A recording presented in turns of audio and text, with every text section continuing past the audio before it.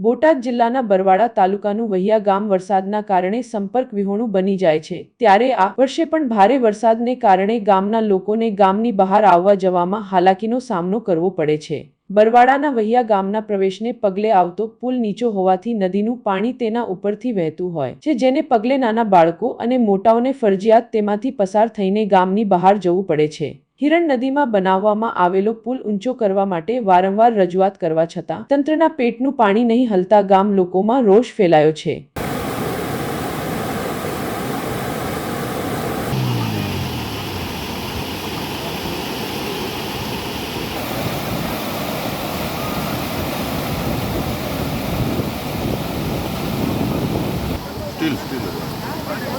क्या बजे स्टील रखो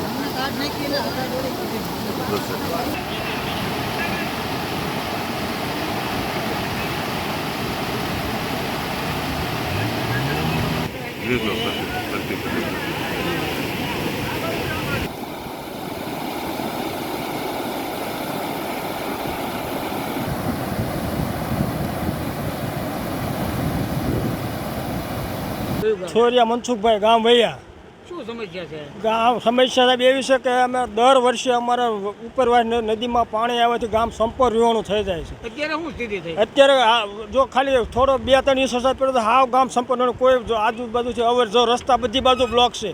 आ एक नहीं बीजा रस्ता वाड़ीना रस्ता होवा छतां बीजा रस्ता पण ब्लॉक छे। मंगल संघभाई मोहब्बत संघभाई परमार गाम वैया अमारे अहींया अंदर गामनी अंदर 2 થી 3 इंच वरसाद पड़े एटले तरत गाम संपर्क विहोणुं थई गई है।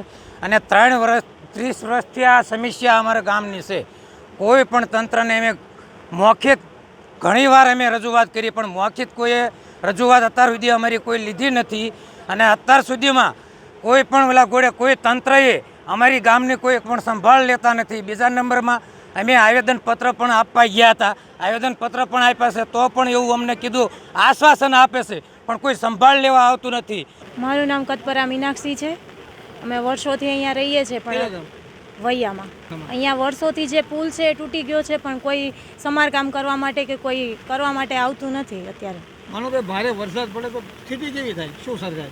બહુ સ્થિતિ ખરાબ થઈ છે। કોઈ લેડીઝ હોય, કોઈ જેન્ટ્સ હોય, કોઈ બહારથી આવી નથી શકતું અને અંદરવાળા હોય એ બહાર નથી જઈ શકતું। સંપર્ક વિહોણું ગામ બની જાય? હા, સંપર્ક વિહોણું થઈ જાય છે। અમારી માંગ એટલી જ છે કે વહેલાની તકે પુલ બનાવો જેથી જે લોકો બહારથી આવે છે, અંદરથી જાય છે એ લોકોને સમસ્યા ઓછી થાય।